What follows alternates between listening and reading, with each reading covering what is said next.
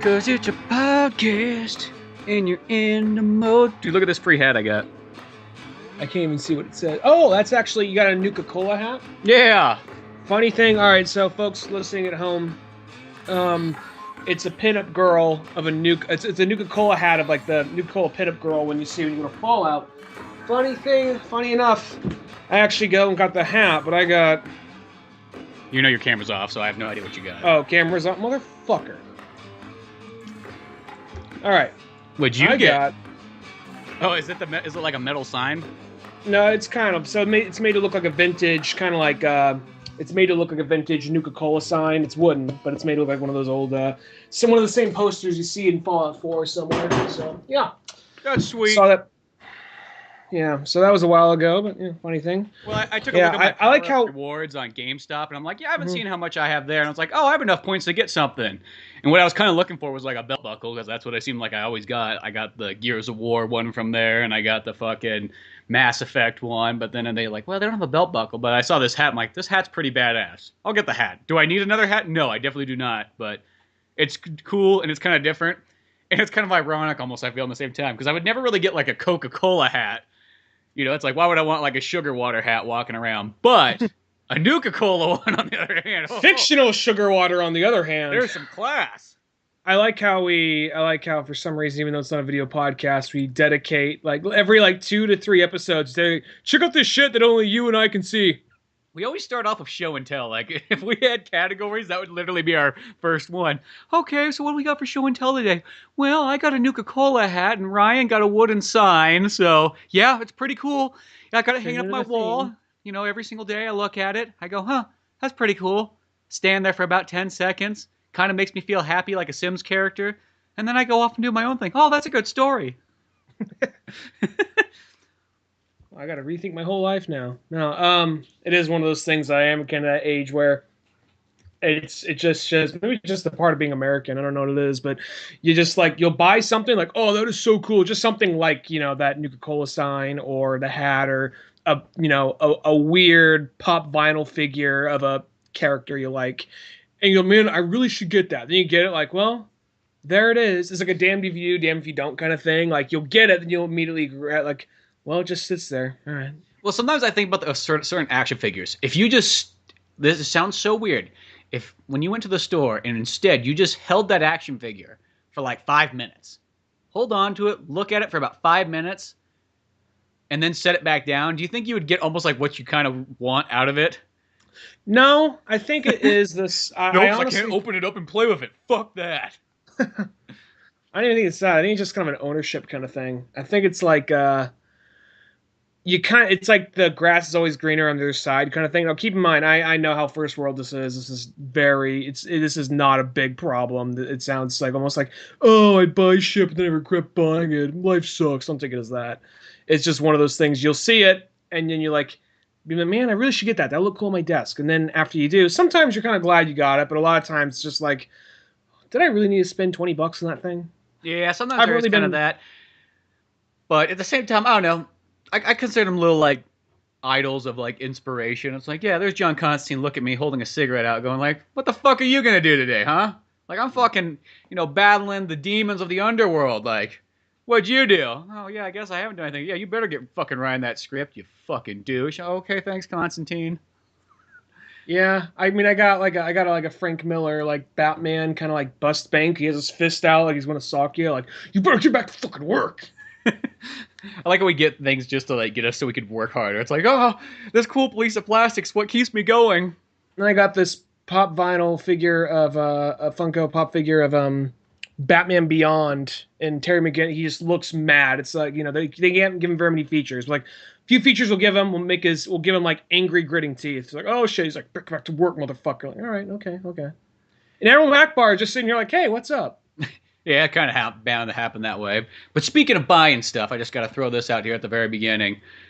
Finally finished the first issue of Pizza Boys, and it's for sale on Amazon right now. So, if anybody wants to be cool and not only support the podcast, but support, just fun art, look up Pizza Boys with a Z at the end, which I learned kind of fucked me because now Amazon, when you type it in and you're not in the book section, it autocorrects it to Pizza Boys with an S.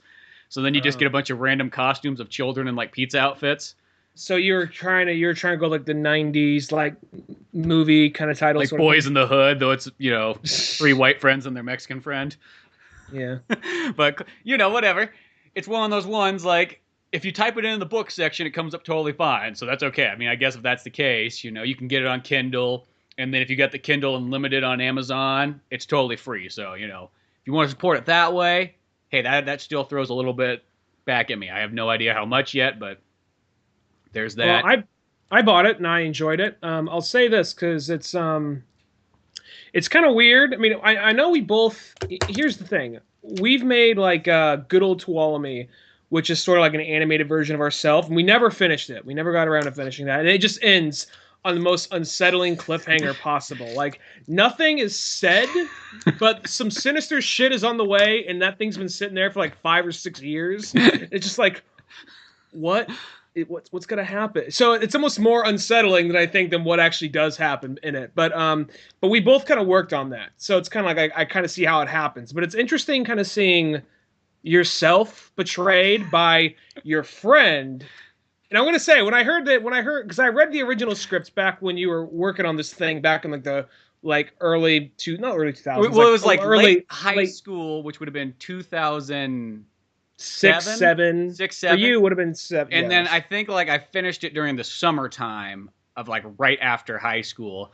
And technically, Good Old Tuolumne for the the 465 people that probably have seen that. That is technically almost like sort of taking Pizza Boys, but just doing it like in a different time period. Realistically, at the end of the day. Mm-hmm.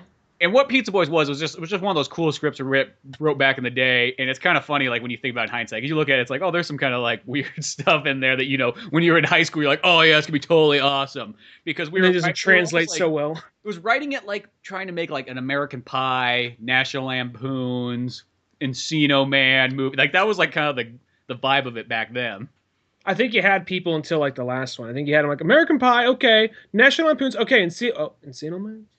But that's kind of how it was. It was like that kind of style of movie. Let's go for that teen/college comedy movie.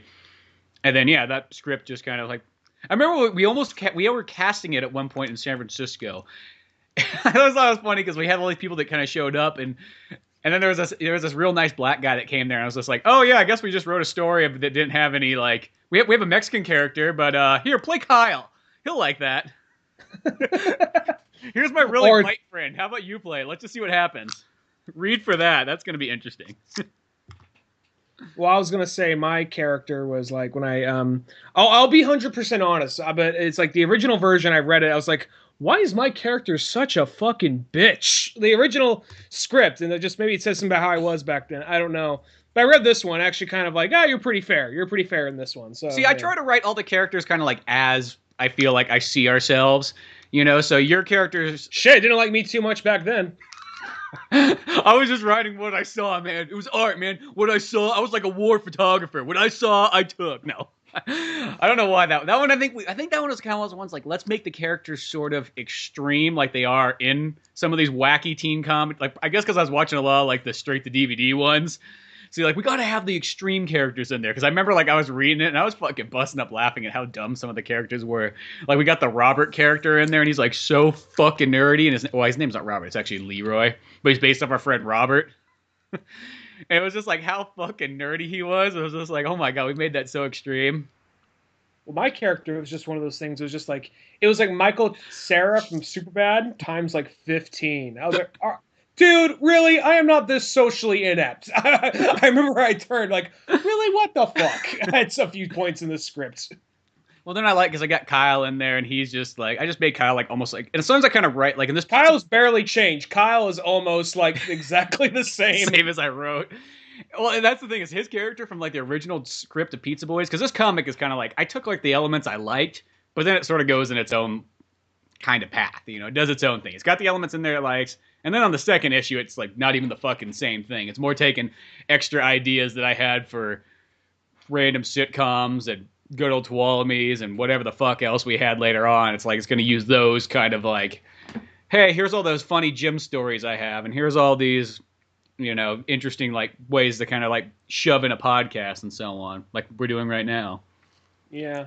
Well, I'm actually kind of, I won't say what it is just yet because it can be possibly one of two different things, but I'll have something coming up for the channel pretty soon. It might be a fun little one and done thing, or it might be a full on new series. I won't say what it is, but I already talked to you a little bit about that. And in the meantime, also, I'm not going to say what or when because I have this tendency to start getting like, I'm doing this, I'm doing that, and then it like comes out like maybe half a year later. So.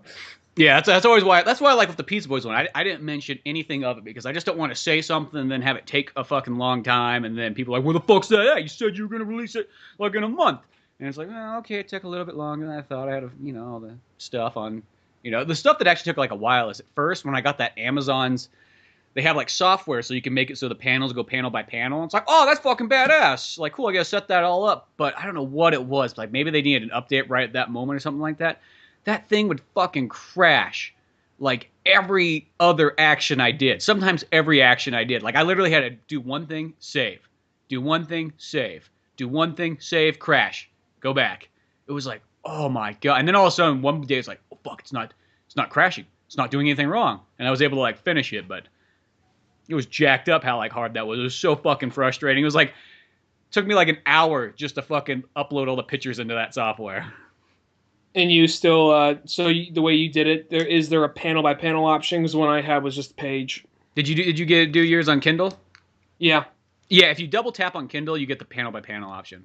Oh, that's cool. I'll try that out. Yeah. So, and then I got it coming up on Comixology, hopefully somewhat soon. I know it's all related to Amazon. You think they'd have it all in one, but no, they have two separate sites for that. But the other thing too is anybody who gets this, if you want to be really cool, leave a review and rate the thing. That's like almost feels like the most important thing at the moment. I feel bad because I haven't done that yet. You should do that too. I haven't done that shit. I told Cisco to do that too because, Cisco, like the second that it went up, he's like, "Yo, dude, could you email me a copy of that?" I'm like, "You could buy it for $2.99." Yeah, fucker. Or use the fucking Kindle Unlimited. It's like I was just like one of those ones like, it's like I spent like 3 months making this. You can motherfucker, you're in the story. You can't spend $2.99 for this. You can't spend $2.99 on yourself. That will go to me and Amazon. Yeah. Well, no, I liked it. It was like how it was like 15 pages or so, or it's 25. 25? Oh wow, it's like 15 pages or 25. No. I'll say, well, reading a comic goes by quickly. I know there's times when I read like when I was working on Grit and Grit went by. It felt like it was going by like it was like 25 or 22 pages, but that thing felt it just went by so quickly. I'm just like, oh wow, all that work for that, Well, it's weird because like a single issue, you can pretty much read them in like 10 to 15 minutes, give or take. Mm-hmm. Even though if you take a comic and you literally said, okay, panel by panel, let's make an animation of it, it would probably be about 20 minutes long. But when you read it, you just go that extra speed because sometimes when I get a comic that I really like, I like to indulge them. I like to sit down and go, okay, let's read this slow. Let's actually look at the artwork. Don't just fucking skim by it. But recently I've been doing the thing. I'm like, I got to speed read them all because there's way more comics than I have. So fuck it. We're going to read this in 8 minutes. It's a fucking marathon. I'm sorry. I know we're getting more personal shit on this show than just like, oh, did you see Logan or whatever? But it's like, can you fucking email it to me? It's like, motherfucker, you're in the book. Well, that's what I thought too. It's like, email it to me. It's $2.99. I mean, I was going to, it's like, well, it's like $2.99. Or it's free if you got the Kindle Unlimited. It's only $10 a month, That Kindle Unlimited is great. I have it every once in a while, and then after a while, you're like, okay, take a break. But yeah, just fucking, it's practically free. Oh, Cisco. I know. I just thought that too. I can't be mad at him. I can't be mad. There's just something that's so tacky about it. It comes 360s around back to being almost charming. Mm-hmm. I don't know. But yeah, check that out. That's what I was kind of getting at. Buy my book! Cisco, if you hear this, I love you, but really, it's $2.99. Come on, $2.99 or free if you got Kindle Unlimited. Let me just get that out there. There's fucking options. But no, the comic book was actually a nice kind of break from the animation for a bit, just for the fact it's kind of like, what do? I draw. What else you do? I draw. I mean, yeah, it's still work, but it's just like one job instead of like wearing multiple hats, I guess. Until you get to the very end, and you're like, oh fuck, I got to learn software to put this panels together. The kind of cool thing that was on Amazon, I think you can do a physical copy of it, so I'm going to try to get that out there too. I had some fucking cunt reach out to me about like, and it's a guy when I say cunt, but just that bad. Some fucking cunt reached out to me like, hey, can you like make me a comic? And it's not the initial question that annoys me, but it's the initial like, hey man, kind of doing my own thing. Unless you want to pay me to do it, I really kind of got a lot going on right now. He says, well, you should just hear my idea first. like that's gonna change your fucking mind. He's like, he's like, I don't need a time limit. I can just whenever you can get around to it. Just like I don't. It's I'll ask you in a month or so. I'm like, it's gonna take longer than a month for me to get this shit done. I'm not interested unless you're paying me, and even then, we gotta talk about what it is and how you want it done. And I'm like, I'll tell you this much. If I'm doing it right now, I'm not saying this to be a dick. If I'm doing it right now, it's strictly for the money because I got a lot going on right now. And then he's all like, I really don't have money, but I think my ideas could really help you out. I'm like, dude, and he kept on like, just that's the same thing. I'm like, dude, fuck off, or I'm gonna block you or something like that, you know. And then he says like, oh, you think you're gonna block me? I'm just like, this guy was on Twitter. It was like it was one of those things where he followed me, and then I'm like, all right, I'll follow you back, even though he was an egg, which is always a mistake, but whatever. Whenever they're like, they didn't put enough time to even put a profile picture up.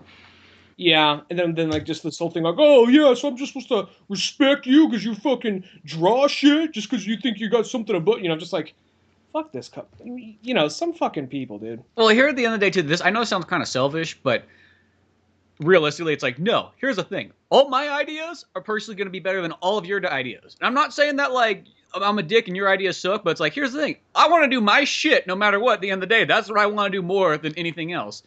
Unless you're fucking DC and you say, hey, you want to come fucking write Batman or Constantine or Aquaman or something like that, go fuck yourself almost. It's like, no matter what you're going to have, it might be a kind of cool idea, but I don't care. There's no money involved. Like, it's like not my thing.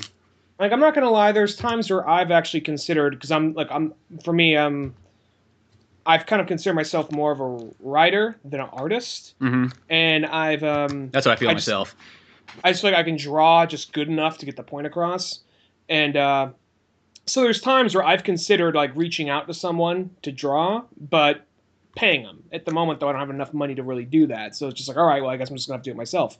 But just the idea of just like somebody just kind of like, come on, man, you don't do this for free. I mean, you're an artist. Aren't you supposed to fucking like what you do? And it's like anybody who has an idea, it's like we've said this before, but anybody who just has the idea but doesn't have any other discipline to actually get the shit done, it's like if you really cared about this thing that much, you'd find some other way to get it done, whether it be drawing it out or you'd save up enough money to get someone to do it for you.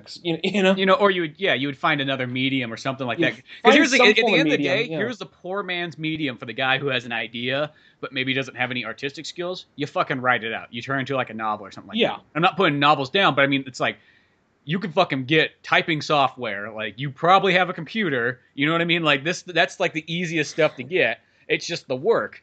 And I think he's gonna upload that shit to Kindle or iTunes. Exactly. It's fucking like I just did it with Pizza Boys, and like, you know what I mean? Like that. I look at that art. It's like, you know, it gets the job done. I don't feel like it's, you know, I've seen other comic books that I think are technically worse than mine, so that's all that matters. At the end of the day, as long as somebody else is worse than you, then you're all good. I mean, like, I don't think the drawings are like bad. I think they're just cartoony. I think of it like an advanced version of Peanuts. Now somebody's gonna be like, it's fucking not as good as Peanuts. But I mean, you know what I mean? First time they said penis, I'm like, whoa, how'd this one get by me? What's this book? Yeah, what's the advanced form of penis? No, but Peanuts, like Snoopy. That's Gallery, right? You know, Charlie Brown. But, you know, it's like, I feel like that gets by, you know, to do, in a sense, a comic book sitcom. It works, you know what I mean? For what it is, that works. But yeah, it's that weird thing where people have these ideas, and they think that's almost like, oh man, I got an idea, dude. This is like fucking gold. Like, and it's like, no, dude, the idea, in the entire creative medium of anything, whether it be movies, comics, animation, books, anything, fucking ideas are almost like the least worthwhile thing. Everybody's got fucking ideas. You know what I mean? Like, you know, very rarely does somebody have like this like massively amazing idea. You know, most of the time it's like, okay, cool, but if you can't flesh it out yourself, at least partially, then it's just one of those. Yeah, go ahead. Oh, just saying, it's just like, then who cares if you can't really, you know, get that going? Either doing it yourself or paying, because that's like the option. Like the idea of people that like free labor people, I hate when people try to get things done for free. You know, even if you're gonna pay somebody, even if you can't pay them like fully, Because I feel like bare minimum, you should like if somebody was going to do an entire comic book, that should be at least $1,000. Like, and that's like kind of cheapening out. Yeah. You know, if it's your buddy, maybe $500. You know, and you would have some kind of other like agreement. But I mean, I could think of some kind of like, you know, like you help me with this thing, I help you with that thing. But when it comes to you write what's in, you draw what's in the scripts. That's like, all right, that's way more heavy lifting than the other thing. I can understand in like if there's some kind of trade off, like, okay, well, you're an actor, you're trying to get started. I don't really have a whole lot of money, but we can get you started. And if this movie does make money, we can split it amongst ourselves. I can get something like that. But it's one of those things where it's just kind of like, intend on making money, but I don't plan to share it with you. But I do want people to see, you know, like that kind of shit. It's goofy stuff. But speaking of something kind of funny, I did get somebody asked me to do a little gig, and this was actually kind of weird. I just get a message that says, "Hey, how's your black voice?" And I was like, I played Cyborg once in an animated thing. And he's like, "Good. Well, you can play Falcon in the Avengers then." Oh, I guess I could give that a go. I'll just muster up my old Eddie Murphy and go. Is this Newgrounds? I think it's on Newgrounds or it's on YouTube or something like that. But it was Austin sent me like he's like, "Hey, my buddy needs an extra like voice on here." He's like, "I'm doing Tony Stark. Could you do Falcon?" Sure, why not? What the hey? I'm that guy that I'll do anything. Whatever. I'll try it. Just say incredibly heinous, racist hate speech. Like, really? Oh, is it pay? Yeah, if there's money involved, I don't care. Slap my fucking name up there. I don't care as long as. No, I got values. We're paying you. Oh. All right. Hey, I'm just saying it's just a job. I'm just saying what he wrote. Blame him. Well, I like those voice acting ones you get where somebody goes, "Yeah, nobody else wanted to do this. They thought the material was too offensive." I'm like, too offensive? Well, you came to the right guy. The guy who will do a script that nobody else will do. Well, that's me, all right. I'll take the job. Have you read the script yet? I won't ask you to say what happens. Maybe you read the script Falcon yet? One? Yeah. It was just a story where, like, Tony Stark was, like, firing all the Avengers that don't have superpowers. Well, not superpowers, but, like the guys who are a little bit more normal. Mm-hmm. So it was Falcon and Black Widow and probably Hawkeye, even though he wasn't in the script. But we all know how Hawkeye gets the fucking shaft. Yeah. You know, it was one of those ones where it's like, oh, okay, cool. That's somebody else's thing. Sure, whatever. I'm not going to judge. I take that Malcolm McDowell thing. Like, you know, I don't try to change scripts or anything like that. I'll take whatever somebody has and I'll just put like 100% effort into it. You know what I mean? No matter what. If this thing does end up stirring a whole bunch of controversy and people just get mad at you for saying, I don't know what the lines are, but if it's some horrible shit and they just get mad at you, you can just be like, I was just following orders! Well, there's nothing bad in the script. It's very, like, PG. Like, I actually had it more rated R, and then he's like, oh, tone that back. I'm like, oh, okay. He's not hardcore enough. That's okay. I'm like, I'm cool with that, but... So, I don't know. It's not even out yet. You're just like, yeah, it's not even... It's PG. I was really make it offensive. I don't know if that sounds more offensive. Oh, it's PG humor. Not like the fucking rabbit humor that I do. The rabbit murders and kills people for fun. Yes, and then he laughs about it and takes his fat friend along for the ride. Or even Pizza Boys. I like the part where like Kyle fucking chucks the beer out the window, which Kyle did once, actually. Nobody went out of my edge car. Of the cliff, but... Out of my car, yeah. Did he do it out of your car? Then he did it twice then, because he did it out of the Toyota as well, too, because it came out the little back slit, like in the camper shell section. He's more than once cracked a beer open while I was driving my car. Like, what the fuck, dude? And I actually got mad at him for, like, cracking a beer open while I was driving. So I just knew it's my luck to get pulled over. But, yeah. See, that's why I combined the two together, of him chucking a beer out the window, hitting a car, and then you going, dude, what the fuck? Yeah. It's happened more than once, so, yeah. I'm like, I remember this part. That's definitely... This brings back painful memory now. Mm-hmm. But, speaking of other fun stuff, I got the Nintendo Switch. I've been playing Zelda. Yeah, I know there's tons of people talking about this that, you know, got it. But it is really kind of like, you know, it's a new system. It's a magical moment. Even though this is kind of like all there really is. It's an interesting system, definitely. I think it's cool. It does kind of feel like you're just playing a souped up Wii U. I mean, maybe whatever the next games are that come out, that'll actually kind of feel... I mean, I'm not expecting to be like, oh my god, this should feel like... Remember fucking Uncharted 4? Okay, well, the graphics should be like 10 times better than that now. It's like, well, I wasn't expecting that or anything, but, you know. Or Well, I'll Final say Fantasy 15, which probably had the best graphics I've seen in a long time. I'm surprised you're here talking to me now and not playing Breath of the Wild because I've been watching some of the Let's Plays for it. It looks like amazing. It is pretty darn cool. It's kind of weird though because it's like this hodgepodge of getting like a bunch of kind of different elements all into one game. Like it feels a little bit like Assassin's Creed, and I guess it's almost kind of like Dark Souls, even though I never really played Dark Souls. I played like an hour's worth of Bloodborne, and I felt like I got all I needed to know from that hour. I know somebody's like, "Oh, you didn't get the experience." I'm like, I saw what was going on. I know, I get it. But like the one thing that's like, this is like one of the fucking most difficult Zeldas I've ever played. Like half the fucking enemies kill you in one hit. And no matter how many fucking hearts you get, there's still somebody killing you in one goddamn fucking hit. And no matter how much armor you upgrade, there's still a son of a bitch out there who's gonna kill you in one fucking hit.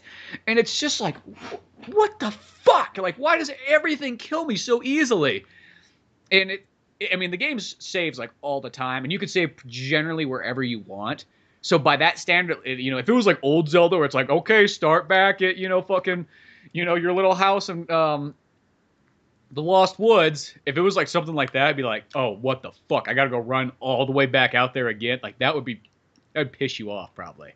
But since you can go like, okay, where'd you die? Oh, you died 100 feet away from okay, whatever. You just restart, not that far. It's like, I'm 100 feet off, whatever. I didn't lose anything but like maybe 20 seconds. No. I'm a cheap bastard. I'm gonna wait like probably 2 or 3 paychecks before I go out and get a Switch because I really do want a Switch.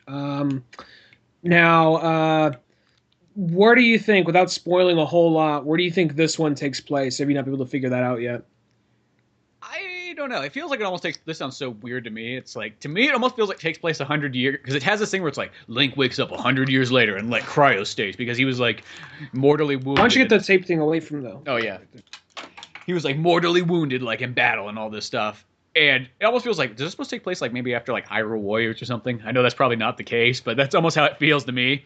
I assumed Hyrule. That'd be crazy if they rounded Hyrule Warriors. I can't even say it. Hyrule Warriors into this because I just assumed that was like, here's a spin-off little fun game. You know what I mean? I thought that like Link's crossbow training, something like that. Like, well, yeah, I mean, technically it probably is a spin-off, but like actually the story in fucking Hyrule Warriors, that's one of the like, it's almost one of the best ways to get like, if you want a Zelda fix, but you don't want to spend like 50 hours on like a game.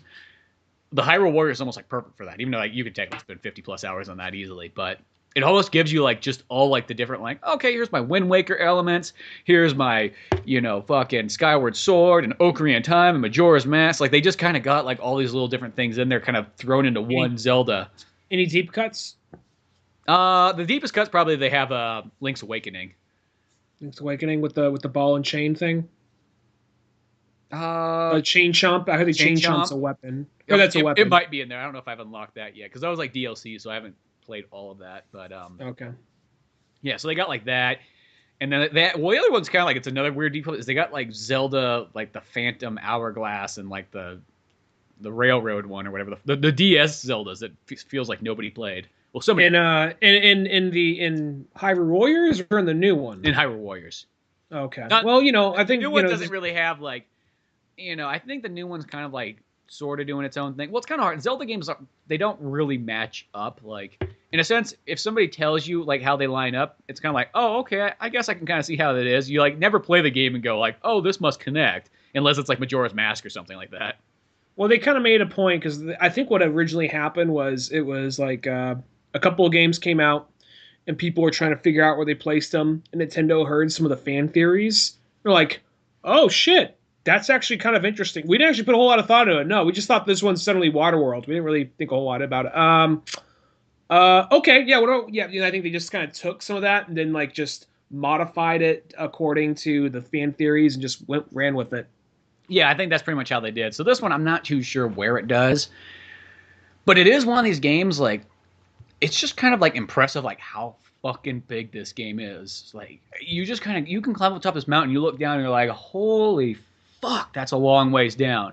But the cool thing is, like, I could just kind of sail on down there and I will land and keep going. It's just kind of neat. Like, it's almost like you don't really have, I mean, there's barriers, but I mean, that map is ridiculously big. And the only thing though is for how big the map is and kind of like there's a lot of just like these little like collecting things. Like I don't know if there's actual temples in the game though. That's the only thing that's kind of weird. Mm-hmm. I don't think I don't know because I talked to a couple other people that I know. Other Ryan that's been on the podcast before. You know him because he got the game too. And I asked him like, dude, did you find a temple yet? And he's like, no, I didn't find any regular temples yet. I'm like, I know those little tutorial temples are what they count as temples in that. Well, they're not really tutorials. Like they have these little temples that I don't really. Where you get a new item, where you get like a new item or new ability, you have to. Pass you get all the items right off the bat. You get them right in the very beginning of the game. So, well, I mean, like, because you have to go to the shrine to unlock. Okay, this one you lift shit up with the tablet. This one you have the bomb. You know what I'm talking about? Maybe they're counting those as temples. Yeah, well, okay, you have those, and it's like one singular puzzle generally, or one battle, or something like that.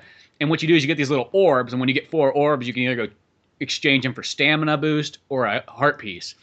So pretty much, like, there's those, but they're definitely cool. Like, they're well made. The puzzles are actually really well thought out. Some of the best I've probably seen in Zelda. But they're not like a temple. You know what I mean? They're like almost like little mini games. And so far, this game almost feels like it's filled with like a copious amount of mini games in one giant world. Like it feels like there's nothing like big. There's no like, oh fuck, I'm going to the fire temple. I'm going to be hanging out in here for 2 hours. I'm going to be doing shit, and then I'm going to battle a boss, and I'm going to get a heart piece. And it's almost like there's maybe it's something to the effect of like, I mean, this is just me guessing. I have nothing to back it up. Just from seeing screenshots and footage, maybe they're doing this kind of thing where the ice world, it's not an ice temple. It's literally just an ice terrain, and you have to be strong enough, or you have to have the proper kind of like gear to survive to get there. And once you get that, there you go. Or, you have the volcano world or whatever, not volcano world, but volcano landscape. Mm-hmm. And you need the proper things to survive. Kind of like what you needed to get to the fire temple and the ice temple and the other games. But rather than being a temple, it's more just part of the world, And I think that might be how the game goes, because I've ran into like just bosses that are just out in the middle of the open world. So I think that's almost kind of what they do. It's like, okay, so all the puzzles from the temples, well, those are all underground in these little like sectors that you got to go to get health. And then when you're out in the main world, that's where you'll find, the bosses. That's where you'll find all these other things and so on.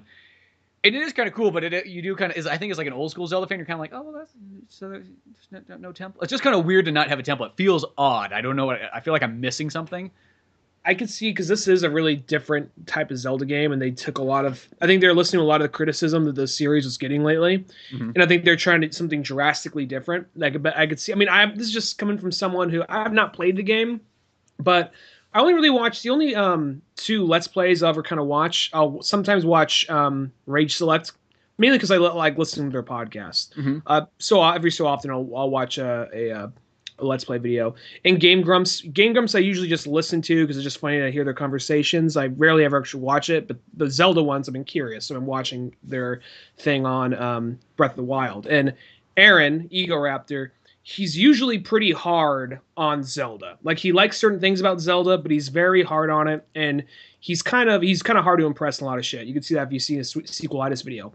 This game, he is just like having trouble, like just kind of like doing like losing his shit or getting angry because he's just enjoying the game so much. So he's like, I'm just so happy. He's like, really? You actually like this game a lot? I love this game, dude. I love this game. So it's one of those things, like, well, that says something right there. Well, it is one of those ones, like, the cool thing about the game is again, it's only 7 episodes in. Let me say that. All right, go ahead. It goes for, like, almost that, literally, the 86 Zelda game. It's going for, like, that same vibe of the first time you played Zelda and how you just kind of walk out and you pick your direction you want to go, whether that's good, bad, or ugly. And you just kind of deal with it that way. And if something's too hard, you just go, fuck it, warping out of here, going somewhere else, and you just kind of continue on that way. Like, I was telling this to, like, I was talking to other Ryan yesterday. I'm like, dude, this game would have been so fucking sick coming out in, like, 1995, like, pre-internet and everything like that, where you would have came to school every day and would have sat down and talked to your friends and been like, dude, what'd you find yesterday? Dude, I'll tell you what I found yesterday. It's like, and just sharing information back and forth. Like, this game should not be played with the internet. You know what I mean? Like, the internet's going to, like, fuck it. Because then, if you did it nowadays, you'd always have that friend who, like, cheated and said he found all this stuff, but he just looked it all up online. Mm-hmm. There would always be that person. But if you could play this game in a world that had no internet, oh my god, would that be badass? Because it is one of those ones where it's like such like a sharing experience of like, how did you do something? Where did you go? You know, what did you find? All these questions. I just lack willpower and patience. That's my only thing. Well, yeah, because this is one of those games that like, if you didn't like look at any guide or anything like that, this game, because the way it's sort of built, it's got the problems of like generally open world games. I will say it's kind of one of those ones like I'm more interested to be in this open world than like other things. You know, it's kind of like, because I look at like other stuff. It's like that Horizon Zero Dawn. Like that game looks cool, but it also kind of just looked like more open world stuff. I mean, definitely it's got something new going on. But I don't know, like open world games, I got burnt out on those in like the PS2 era. Maybe 360 was like the ending times when I was like, okay, open worlds are still kind of interesting, but you know, it takes a certain game. You know what I mean? Like Red Dead Revolver 2 coming out or Redemption 2, that's an open world I actually care about. But for the most part, like when somebody tells me open world, I'm kind of like, oh, so I'm just going to be doing a lot of running and like that's going to be what makes the timer on my game go up. It's not because the story's long. It's not because of other elements. It's because I'm doing a whole lot of like non-real life walking or driving or something like that. Well, I can see this game having a little bit of that. I have not actually, like I said, I've yet to play it, but it's also trying something different because this one actually has audio and not just like a simple hey whenever you walk in the door, like someone starts talking. It's actually full on like cutscenes, which surprised me. Yeah, that's kind of weird. I kind of wish they didn't have that. I know why they put that in there for the modern gamers, because you know people used to always complain like, "What? Fucking Nintendo can't fucking afford to have voice actors?" And that to me, it's like, dude, the games actually I feel have more quality when there isn't voice actors sometimes, and you have to read. You know, I know some people see that as being cheap. But to me, it's like, no, you're just probably a fucking lazy cunt that can't fucking... And you know, here's the thing. Certain games, like Gears of War... You didn't like the Reading Rainbow, did you? Yeah, fuck you. You know, Gears of War, like, that's fine. Like, that should have voiceovers. Because, you know, it's kind of like a movie and everything like that. But special games, it's kind of like Final Fantasy, I don't think should have fucking voiceovers. Legend of Zelda, it shouldn't have voiceovers. It should literally just have the, hey, you, fuck off! Is it just kind of like is it, for you, is it more of like a, I guess it just comes down to RPG type of stuff. Is it more of like, for you personally, do you think it's because you grew up with the games, so you're kind of used to having to read text, and it just feels weird having to actually hear the characters talk? Because I noticed you pointed out mostly older franchises that converted the voice actors rather than Gears of War, which always had voice actors. I think that's sort of what it is. I think it's definitely an old school, old man gamer complaint. It's definitely, you know, probably if you grew up nowadays, it's not that. I don't know what it is with certain games, and mostly it's RPG elemented games. Let's say Zelda, let's say Final Fantasy, that stuff. When I hear voice acting in it, it almost reminds me of like if I picked open a book, like a novel, and it just started fucking reading it to me. That seems like, well, what the fuck is the point of having a book if it's going to read to me? You know what I mean? And that's not saying something against like a book on tape, but just like, hey, I got a book, I want to read it, and that's kind of how an RPG sort of feels. It's like the book version of a video game, if that makes any sense. Unless it's going to be something like Shadowrun, where it's like, okay, now you got too much fucking talking going on in this game. I feel kind of like old school RPGs is something you probably maybe could have convinced parents aren't that bad for kids as long as the subject matter wasn't too like graphic or anything, because all those games, they all involved reading, puzzle solving, and if it was like a turn-based RPG, math.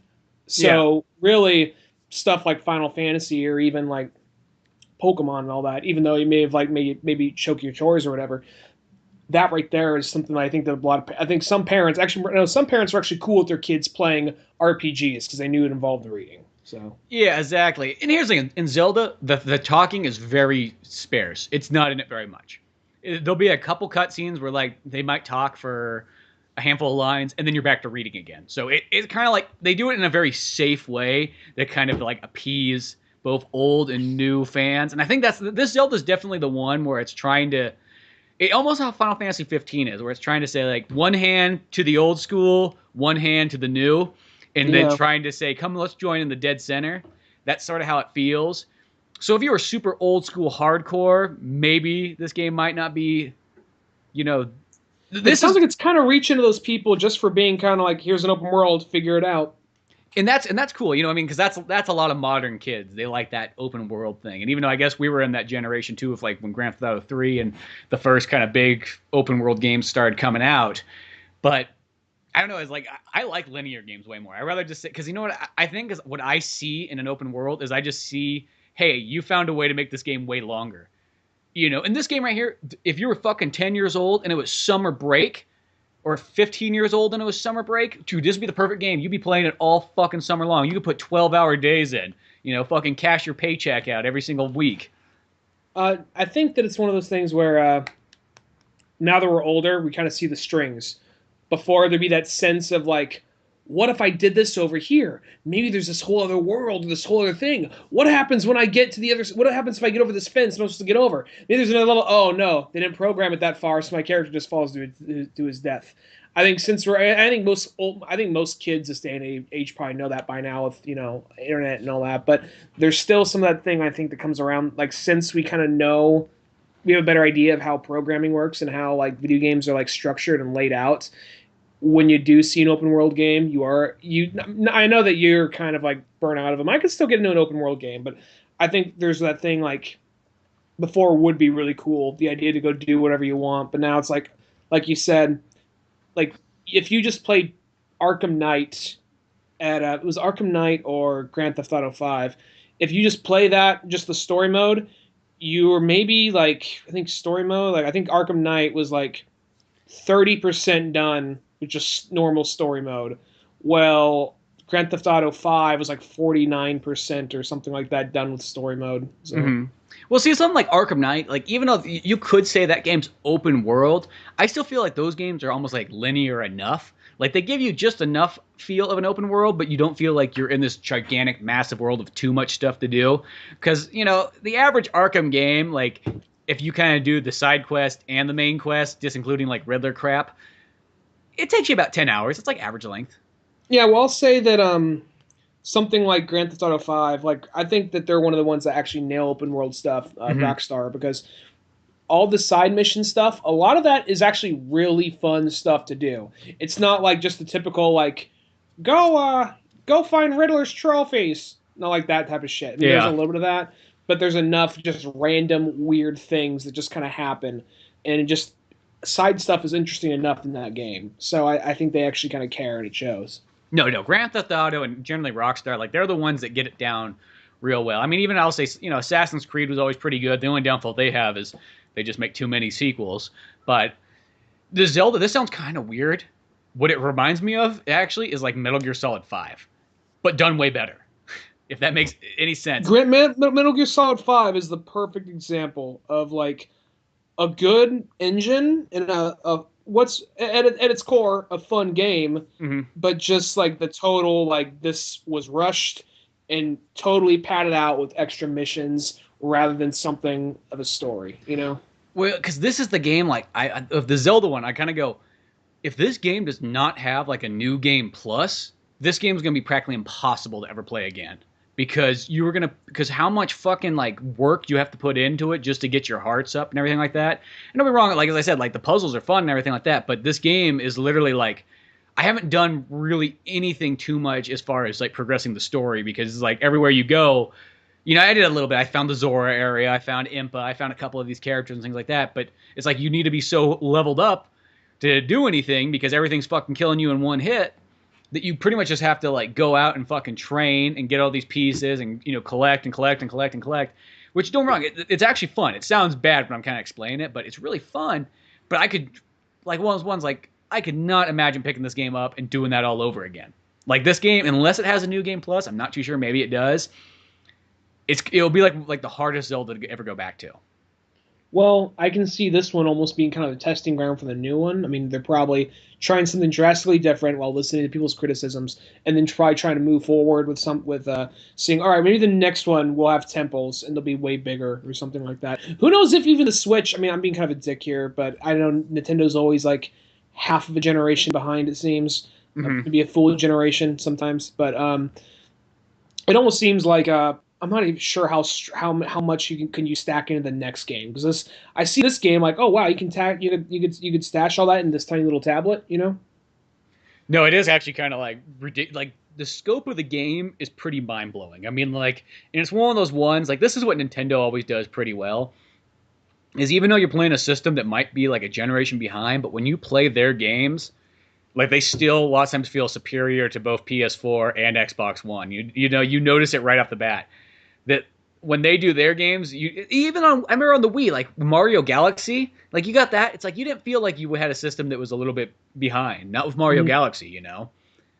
So this, like, don't get me wrong, the Zelda one is really cool, and there was a ton of elements to it. But yeah, like it's just like the endless collecting that's going to take like hours. You know, probably takes 50+ hours just to do that part, let alone even doing the story. It will be interesting to see, like, if they have a new game plus. I feel like all that's fixed because, you know, then you could go back and you could just kind of go, hey, I got my Master Sword in one hand, got my shield in the other. None of this shit's going to fucking break on me. I can just run through, do all the story stuff, have fun. And maybe they do. Once again, I'm just speculating. I haven't got that far. Maybe they do. And the other cool thing, too, is maybe they can do the thing that they're doing in Final Fantasy 15, where they constantly keep putting stuff into the game. So there's actually more things over time. I was just thinking... this is going off topic just for sort of still Zelda related, but there's the part where you come across the old man. And later it's revealed the old man is actually the spirit of the king or whatever. Mm-hmm. And basically he got you to meet him by saying, look, you need to go do your next thing. You need my hand glider thing. So meet me over here. And that's where he drops all this heavy shit on you. Like, you are a chosen one, Link, this and that. I'm not just some old guy with a fucking hand glider. I'm the king. This is some serious shit. And then you can do whatever you want in the game. So let's just imagine Link like, look, you said you give me the hand glider, so well, okay, here's the hand glider. You're gonna go do that shit I told you about? Nope. Yeah, no, just take off into the wind, never to be seen again.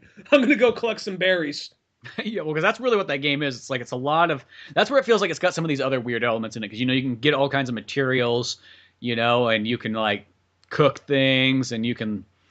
It's like all the small things. I think is what makes that game kind of interesting. Like I love how like you can fucking light like the field on fire and watch like your enemies burn. Like that to me feels so barbaric. Like this game definitely feels, as far as a Zelda game goes, it's fucking like super like way more adult than other ones. And it's a weird way. There's a lot of hunting in it too, right? Well, yeah. Well, the weird thing about this game is it's like, okay, there's hunting. It's like, yeah, we've all hunted before. We've shot animals like in Red Dead. We've shot them before in like hunting games in itself. But this one, I think it's like when you see like these like beautifully majestic painted foxes and things like that, just like scurrying through the woods like they came out of a painting, and we're like, fook, shoot it in the fucking head and go collect the meat. I don't know what it is. Like that to me almost feels way more violent than something that looks realistic. No, I get you. There is something about that because you're literally you're Link, you're just running around. Like, you almost more look like this bastard who's causing havoc to fucking Hyrule. You're, like, killing things left and right. Like, I found the Lost Woods in the game, and I'm running through, and I got a fucking spear, and I'm stabbing creatures in there along the way. You think if by the time I found the Deku trees, like, yo, what the fuck? You just killed, like, 50 animals on your way here. What the fuck is wrong with you? Like, you're not even gonna eat all that meat, are you? You probably tossed half of it up. No, I just left it there. Just collected the hides. Or like when you like kill, like that game, like it's weird how that game feels violent. When you kill like the Moblin guys, like they fucking scream bloody murder. I heard that. Like I heard that. Yeah, I was just like, oh wow, holy fuck! Do I feel like I'm doing something wrong by murdering these people? Well, plus you can almost just like slowly just assassinate them one by one. You can like lift up like a box, just crush them with it, slap them all around, and like have a flaming arrow, just shoot them in the head, and they just engulf in flames running around. Yeah, it's where before in older Zelda games, you just hit them, fire, and they're just gone. It's not like one of those things they just like engulf in a flame. Just like, oh, he's dead now, boom. Yeah, it's weird because it's one of those kind of games like. Definitely it's not nearly as violent as other stuff out there, but I don't know what it is. Something about it makes it feel like it's way more violent than like I'm used to.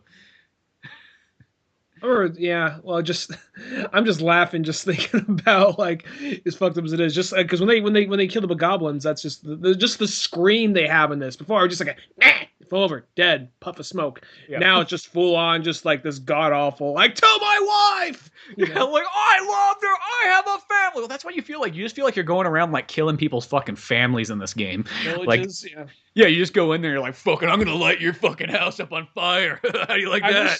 I wish they go the extra length of like every so often, like a little like programming thing, like every like for every 10 or 15 you kill, there's one that's on the ground and it just holds out a locket. You see it staring at a locket of like its wife or something, and then you just have the option to just kill it right there. And then you fucking Oh, chop off here's you chop his here's fucking arm off, you grab that lock, you're like, yeah, that'll fetch me a high price. yo exactly. I was gonna say you got the option right there, and if you really want to like test your character's like moral ambiguity, you just like kill him right there, and you could like, oh well, you could actually let him survive and be get recognized for like good karma, or you can just get a shit ton of money because those lockets are worth a lot. Yeah, exactly. You either get karma or you get money. Well, there's also a lot of implied things in this, just from the like little bit I've seen of the game. Like I saw when Link was sneaking up on like a pack of the Mogoblins or whatever they're called, and they had a pile of bones, just this big ass pile of bones. Like Yeah, exactly. Like they're like fucking cannibals or something, or maybe like just eating humans. Eating him, yeah, exactly, and just seeing them all dance around a fire when you're not there. Like, God, well, I really don't feel that bad about killing them. They gave them a little bit more personality in this by having this god awful squeal when they die. Yeah. But beyond that, though, you see these little fuckers just like probably high on whatever, just dancing around a fire. Like, oh, you don't feel bad for killing them. I think that's every so often. It's like that's exactly what like the British said when they landed on islands in the 1600s. You don't gotta feel bad about killing them. Well, no, I notice it's like there's sometimes those small little tricks they do in storytelling to make you not feel as bad. Like, even though it seemed a bit excessive, there's the part in Jurassic World where it's the only lady to die in a Jurassic Park movie. She gets picked up by the pterodactyl and gets dropped into the mouth of the big water dinosaur thing, and that right there, it's like it's way worse than what she deserved. She didn't really even deserve to die, but they got a point that they got across that she was a bitch and she was snooty and she wasn't all that likable, and that they almost did that so you'd be okay with that happening. So for this, it's kind of like, all right, have a pile of bones there, so they're bad, they're not up to good, no good. Yeah, exactly. Well, that lady too. Like, I felt bad because that lady was like the one. She was just trying to work a regular job. She felt like she was supposed to be the audience member. Really, at the end of the day, you're like, hey, you just work a regular shitty job. This is what happens to you. That thing with that lady, well, because they made her kind of like they made her seem kind of like unenthusiastic about everything. She had like a British accent, like, oh, she's British, that means she's pish posh or whatever, And then like I thought she was a lady just trying to do her job. She's like, I went to fucking Harvard for this. I have to babysit some kids, Yeah, well, that's, I mean, I'm like just a fucking assistant and all these things. Like, that's how I kind of look at. That's just the regular. That's like the relatable character of the movie almost. And I felt they're trying to make you dislike her, but I felt bad for her. So well, I think a lot of anything where they try to make you dislike her. I never noticed that at all. I just thought this poor lady was running around chasing children. Well, I feel like it's just that type of stuff they do. Like they'll do like something small like that to make it okay, make the audience okay with seeing this character die or get hurt or something. Yeah, and all the times I watched that movie, I never noticed that.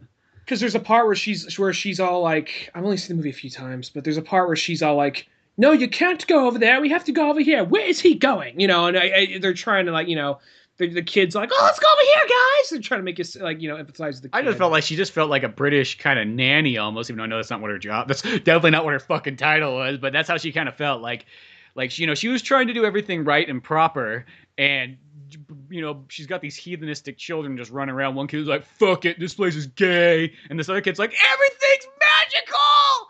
And she's like, I can't deal with these two personalities. And she's running all over the park and fucking trying her darndest to fucking get these kids back, just to be killed like brutally. More violent than probably anybody else even. That's how I felt, but I think that wasn't their intent. I think it just kind of came out that way, but that's how I ultimately felt. Oh, yeah, because I never noticed anything negative against her. It's like, it wasn't like she was out there. She was like fucking like cutting the kids like in the bathroom, like shh, shh, shh. And they had parents getting divorced. Fucking deal with it. Deal with it. Nobody's gonna know you're gone. This might actually save their marriage. Okay, you know what? It's like the weirdest thing though in Zelda. Just saying, this like threw me off a lot, and that's like, you can't fucking roll in the game.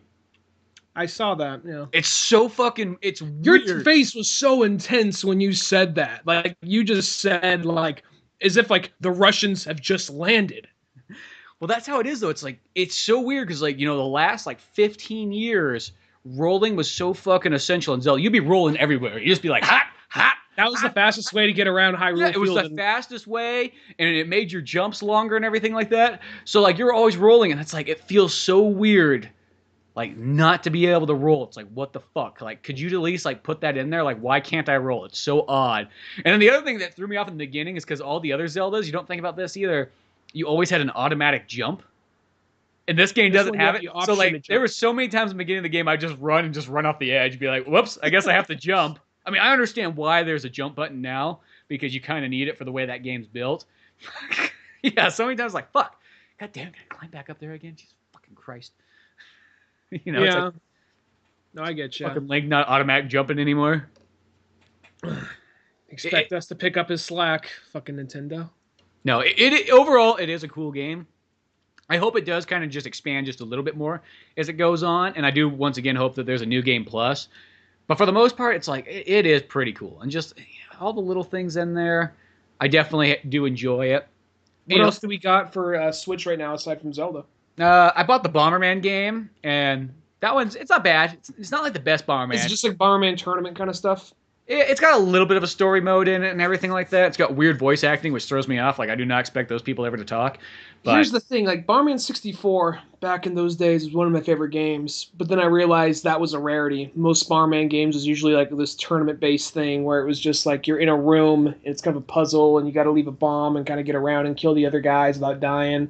Now it's just like, oh, Bomberman 64 was like the Mario 64 of Bomberman games. And then you had like Bomberman Hero, which is the really weird one, which was just kind of odd and looked like a platformer. So yeah. Oh yeah. I do remember that one.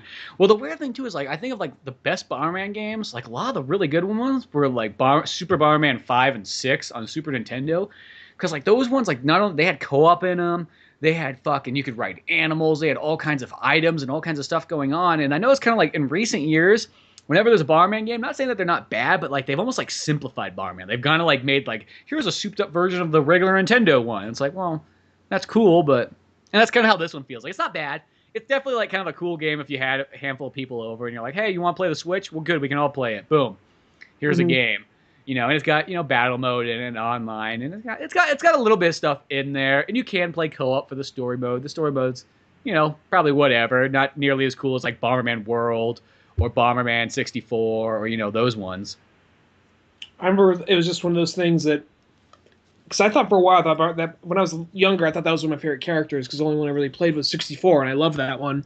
Then I played other ones. I was like, all right, Hero is kind of different, but whatever. And then there is like the one came out for GameCube. I remember what that one's called, and I was just like, oh wow, this took a weird turn. I mean, I know it was always kind of a kid's game, but once you actually were able to voice act and add a story to it, that's where I'm like, oh wow. I mean, I was like in middle school and I was still kind of like, I don't know, but yeah. Yeah, that's how this game is too. Like the voice acting is just kind of it takes me out of the game. Sounds weird, but like those Bomberman characters should never talk. Like that's when you fucking look that weird, you should not talk. There was like a somewhere in the like early 2000s, there's like, here's the gritty reboot for Bomberman on 360, or maybe it was regular Xbox. Oh, it's like he was like a test. He looked way different. He's a test robot in a battle scenario. It was just like dark and gritty Bomberman. Like, yeah, that didn't pan out. Yeah, who knows? Maybe that game is pretty cool and just nobody played it. I don't know, but yeah, it's kind of weird. But yeah, for the Switch, that's like it. Like when you go like on the online store, it looks like somebody literally put that together the night before. It was like, really? It's like, you guys you mean like what? You kind of hired just one guy to spend like a couple months making it look all nice and pretty and Nintendo-like? Made the design in like Excel. Yeah, it's just one of those ones, like, it's literally like the 6 games you can get, and it's just 6 squares. There's like nothing else in there. It's not like there's like a cool picture like Mario, like in a banner with like Link or something swinging a sword. Like kind of what you would expect from Nintendo, and like some fun music playing in the background.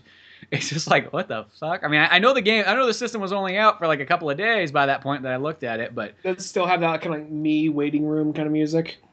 I don't even know if maybe it had some type of music, but I'm not too sure.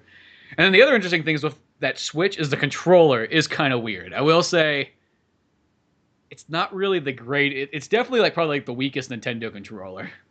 Yeah, well, Here, I'll actually take it back. For another, is a handheld best fucking controller ever made. You know what I mean? Like if you compare it to like PSP and like DS, this is the ultimate controller to have. But as a console one, it's just kind of like, it's not bad. Like for Zelda, I think it works fine, but it's definitely, this system's one of those ones where it's like, you pretty much have to get the Pro controller in time.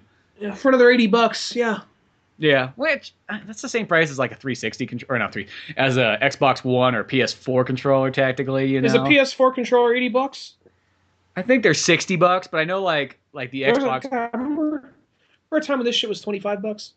I remember a time when GameCube controllers was like $30. It's like, oh man, I gotta shell out some cash. Gotta go get some fucking extra GameCube controllers. I know it's like, well, go ahead. Yeah, that's like one of those ones. Like, yeah, it's like, well, I think is it $80 for a Pro controller? Or is it 70? No idea. I've been too cheap to buy one. I've been like, I thought it was like 70 or $80 for a Pro controller, and I thought the original Pro controller for the Wii, I don't know about Wii U, but Wii, it was like $25 or $30 for a Pro controller. It was like $60 for that one, unless you're thinking really. Like, are you thinking about the Wii or the Wii U? Wii. Oh, the Wii ones, yeah, those ones were only like $25, but that's because you still needed the Wiimote to play them. Yeah, it came with a Wiimote, so it's fine. But it's like, I'm thinking about that right there. I never even thinking back. Well, I'm just a cheap bastard. I actually never had a Pro controller for the Wii.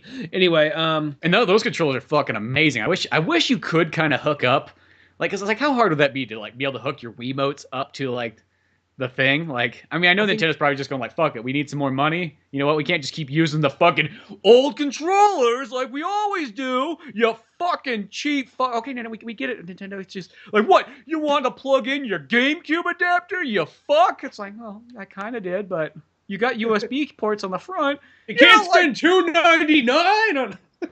You spent $299. That fucking. When was the last time you spent $299 on a fucking brand new day one system that has a fucking screen on it? We're gonna call back $299 in the comic. Oh yeah, $299 the comic. Yeah, just $299. Well, because technically the Wii U or the Switch is $299 as well. Yeah, the other two. Just take away the decimal. $299. Take away the decimal. Yeah. Well, that's probably their end game. Make the system very cheap, but then make it so nickel and dime ya on everything else. And I think that's true because you think about that, like this system, it should be like $400. Like it realistically, just like looking at, it's like, why is this? Like you guys could have easily got more money out of it, you know. And I do kind of wish. This is the only sad thing about the system is I wish it was like an extra $400 or not extra $400, but like an extra $100. And so you're looking at me weird. I'm looking at you weird. Like, why do you think if it was more expensive, then they would not have the other stuff as expensive or so? No. What I'm saying is, I wish they put just an extra $100 into it because I feel in about 2 years, this system's going to have that weird limbo like Nintendo's had for like the last couple of generations where it's going to feel really far behind once like PS4 Pro really takes off and once Xbox fucking Scorpio, like whatever. Like I think once those about Xbox Scorpio. That's the PS4 Pro, but of the Xbox version. Is the PS4 Pro, that's already out, isn't it? That one's already out. And that's just kind of like that. Just as a PS4 with more memory, right? Well, it's the PS4, but I think it runs games better. Things look smoother. It's one of those ones. It doesn't sound like halfway. Much. Yeah, it's not like a better like system as far as like, oh man, it's a PS5, but it's kind of like it's like the perfect example is almost like the new 3DS compared to like the old 3DS. And it's one of those things where it's like I probably wouldn't have to erase half my pre-existing memory to make room for Final Fantasy 15 if I had the Final Fantasy. There was an update on there. You can actually plug in a USB hard drive to it finally. Oh, okay. So yeah, you can just get one of those for like $100, plug it in. Because like on the Xbox, that's what I have. I just got a 2 terabyte one, plugged it in, took less than like a minute or so, and it was like boom, ready and set up. It was badass. That thing just murdered. Like it went in there and just Jason Voorhees all my fucking like memory. I had to delete so many indie games I was done with just to like make room for fucking Final Fantasy 15 and its goddamn updates. Well, it's like with my PS4, what I did, because I did it like a year or so ago, is I actually took the hard drive out and put a 2 terabyte one in there instead. And it's not like that was the hardest thing to do, but it was like so much more extra work that's like, dude, why the fuck can't I just plug in an external hard drive and just have it's like I don't take my PS4 all over the place. Like that's okay if it's sitting there on the side. But now they finally have that update. It's like, oh, okay, cool. So that's kind of worth having in the long run because that's just a pain in the ass to have to delete stuff. Because like, what if you have to, it's like you don't want to delete any fighting games because what if a friend comes on over? It's like, hold on, let me download this 35 gig game, Oh, you're not going to be here for 12 hours? Oh, I guess well, fuck it. You know, Yeah. it's kind of stupid for that sense, but no, the PS4 Pro, I think it has a better processor, runs things smoother. You know, like certain games, you know, you probably the frame rate will stay a little bit more consistent. You know, you'll get the load times might be down, like something that doesn't seem like you totally need to go out your way to get it. But if you did have it, it would be pretty cool. Like if you don't already have a PS4, basically. Yeah, that's what were you gonna say? I just say, well, to me, the main reason I would actually get a PS4 Pro if it wasn't for the fact that it's going to be such a pain in the ass to transfer all your stuff back over to that one. That in itself is like I don't look forward to that. Yeah, that always sucks. Um, yeah, who knows? Maybe this is the one where because Nintendo seems like all right, they made a lot of money on the Wii. It did not make a lot of gamers happy, but it made a lot of money. Wii Uh, U, I think that was some backsteps because it just probably was intimidating to all the people who don't usually play Nintendo stuff and like older people like oh because that was the thing you had like Wii in retirement homes and that became a thing like at Thanksgiving in my family people started playing Wii. My parents went out and bought a Wii like once I moved out. So, it was for like, and all I really needed was Wii Sports, or my yeah. mom had Wii Fit. So that's all they'd use it for. And then no one did that with Wii U, though. So that's just one of those things right there. Well, because that was the weird thing about the Wii is like, because that system they were always like, oh yeah, that was like one of the best selling systems of all time, and it's like, well, system wise, yeah, because so many people bought them, but they just bought them for like, yeah, literally Wii Sports and maybe a couple other things.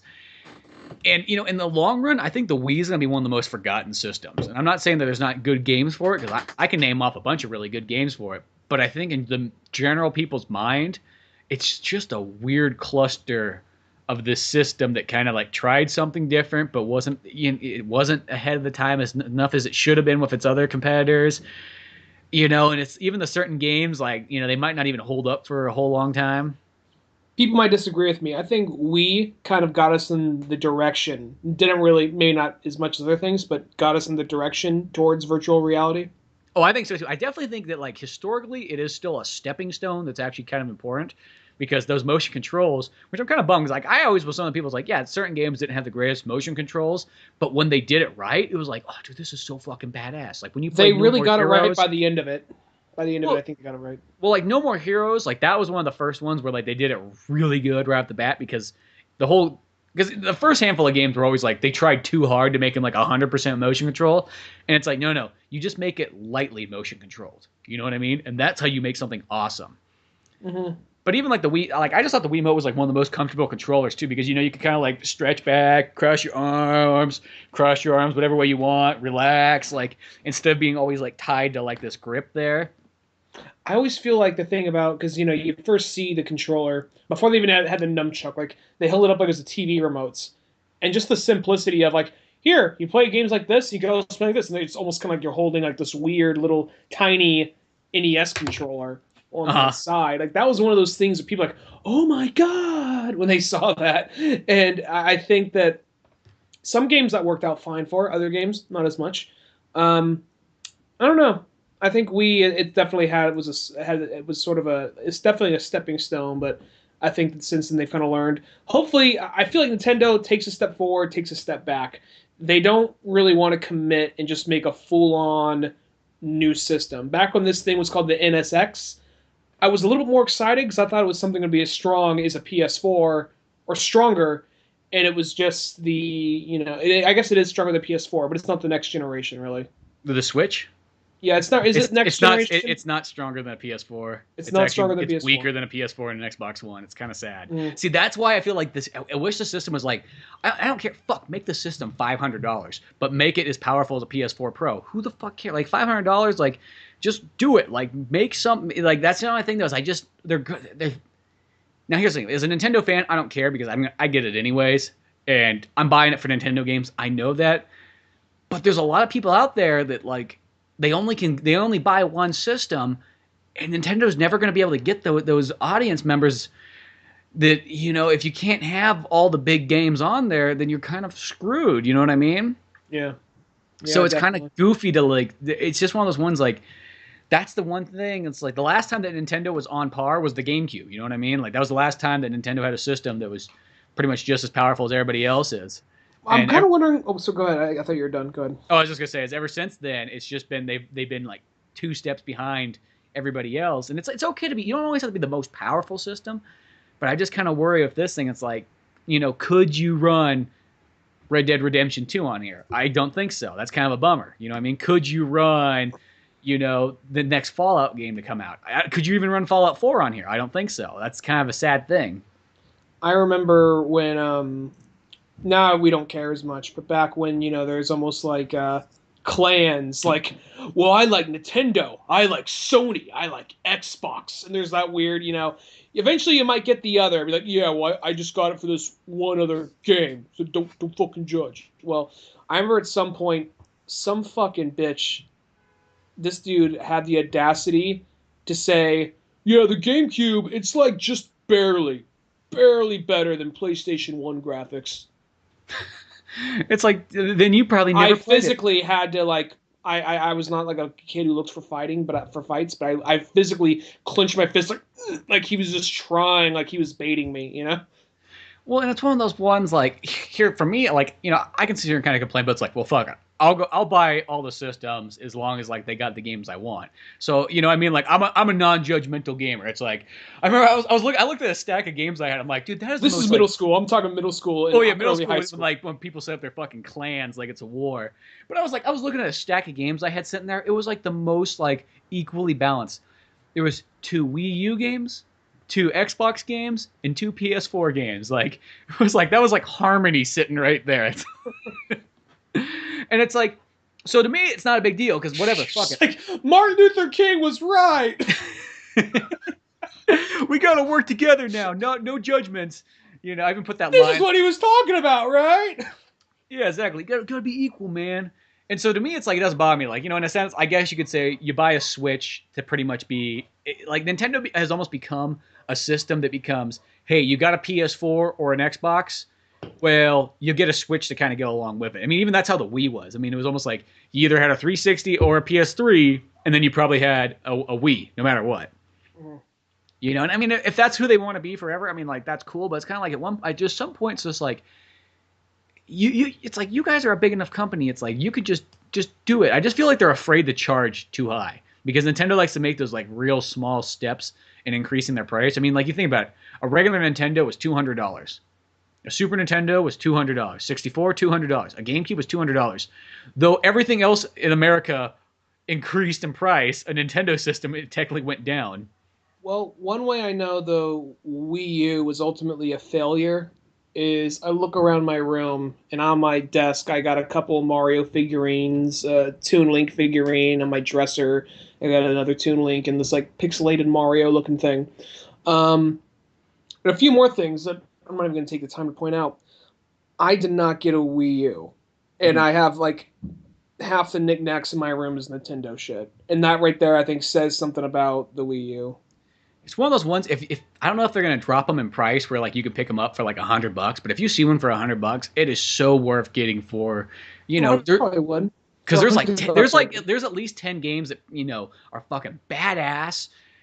And, yeah, Mario Kart's going to come on to the Switch, maybe a couple other ones do. It is kind of a bummer that since they don't have disc drive, because that would have been kind of nice if you could have just, hey, there would have been like a double sale. It's like, hey, you got a Switch and you never picked up a Wii U. Well, guess what? You can play all the Wii U games right now. Boom, slap those bad boys.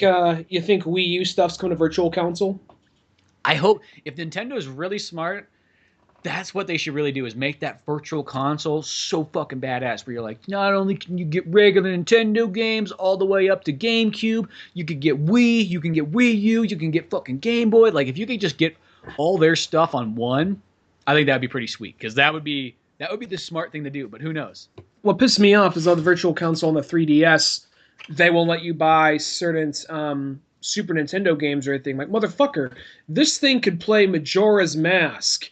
And you're telling me I can't get fucking Mario World because it's a different platform, but it's still in the store? Fuck you. Well, because they had that weird thing where it's like they connected the stores. It's not for a handheld though. It's like I could have got this thing for Super Mario Brothers Advance too. It's like now you can get them on there, but still. You can now, because for a while I couldn't get it on there. Yeah, because you can get Super Nintendo. They have Super Nintendo games. They've had them on there for about the last 6 months or so. For the 3DS? For the Mhm. 3DS. Yeah. Okay, then. All right. I'm revisiting my 3DS again Yeah, today. you can get Mario World, you can get F-Zero, you can get Zelda, you can get Metroid, you can get all the big ones. Because that Donkey was so Kong. fucking stupid to me. Because it's just like, well, it's not a console. It wasn't a console game. So it wasn't a handheld game. It was a console game. Just like this thing's strong enough to fucking play it. You're losing money, dumbass. You know.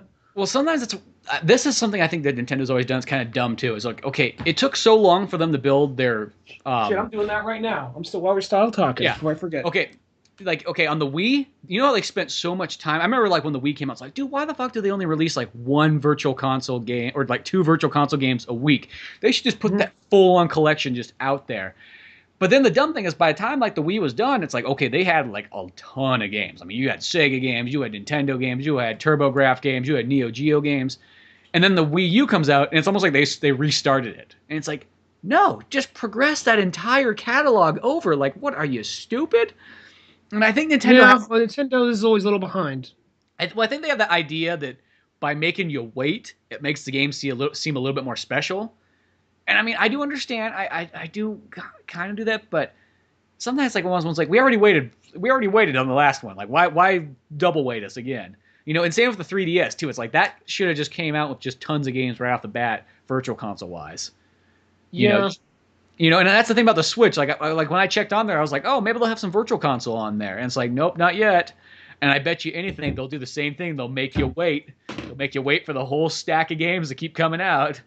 Well, they know their fan basis. They've been waiting around. I don't know. It's just like the shit they want you to wait for. It's like this shit's already been out for like 30 fucking years. It's not like we don't know what it is, you know? Well, I think the stupid thing though, it's like, okay, I understand what they're trying to do with the waiting thing, but here's the thing: people just go out and get the emulator of it, and then you're going to lose out on money. It feels like you want to have those games out there so you don't lose any money against the emulators. Yeah, they're Nintendo though. They don't. Yeah, But I don't know. In some ways, they're very progressive. Other ways, like some ways, they're just really like, oh, that's really creative. That's really that's very unique. Other ways, you're just like an old man on his porch, like, hey, what the fuck's the internet? You know.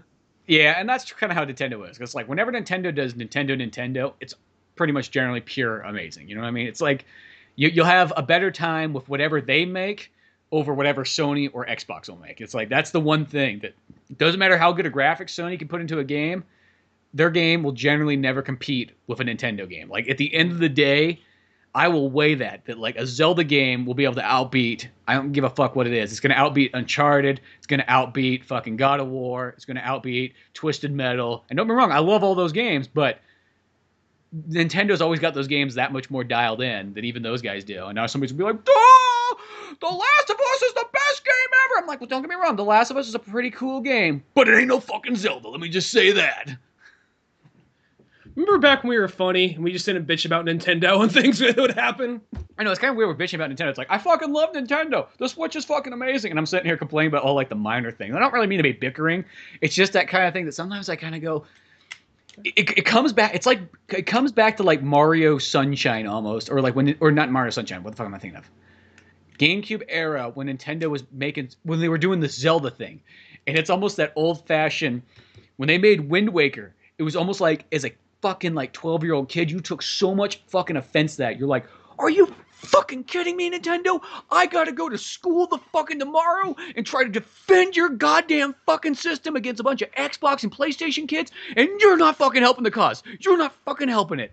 You know what I mean? Like, it's just that sort of thing. Like when you want to promote Nintendo, it's like, come on, guys, don't fuck me like this. Don't fuck me in a corner. Don't get me wrong. Wind Waker's a really amazing game, and I think it's one of those games. As an adult, it's an awesome game. But as a 12-year-old kid who's trying to defend this against somebody who's playing fucking Halo and Grand Theft Auto, you are never going to win. You have lost. Because you're just held up. Like, what do you got? Well, we got, like, fucking, Tommy versus,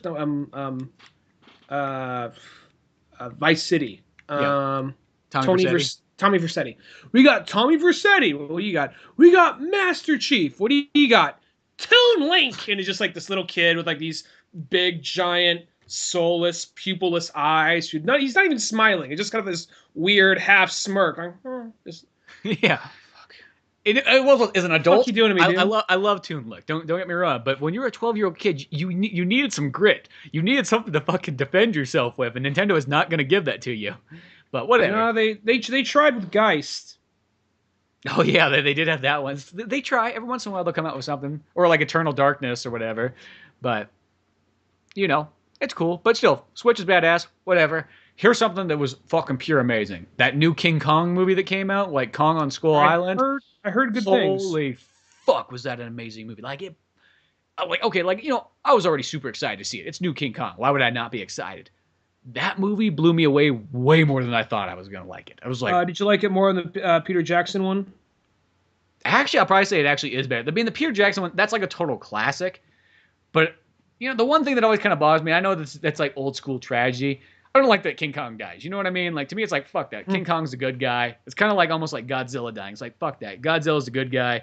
I don't want to see. It's like Batman dying at the end of the movie. It's like no, I don't want to see that shit unless it's like been built up maybe for a long time. It's been so long. Has the original King Kong, was it more portrayed as a tragedy? It's like, oh, it's just a big stupid ape trying to steal a woman, or because I know they definitely portrayed it as a tragedy in later versions, but the first one wasn't it just like, oh, it's a dumb fucking monster, kill it, or was it actually portrayed as like, oh no, he's just misunderstood?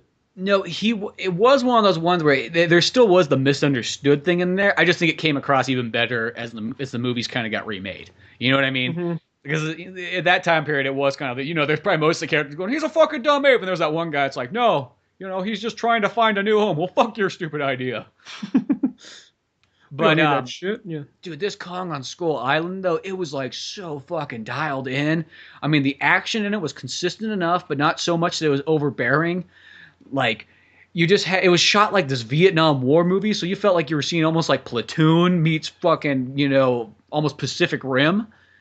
It was just this really cool way of taking the whole King Kong like lore and mythology and just adding extra elements to it, and even like the comedy in it, because it shows some of the comedy in the trailer. And I was a little bit worried that they're gonna kind of. When I heard Robert was John C. Reilly be like, I call him that because it sounds cool and it's scary. It's like that. No, it sounds stupid because I said it out loud.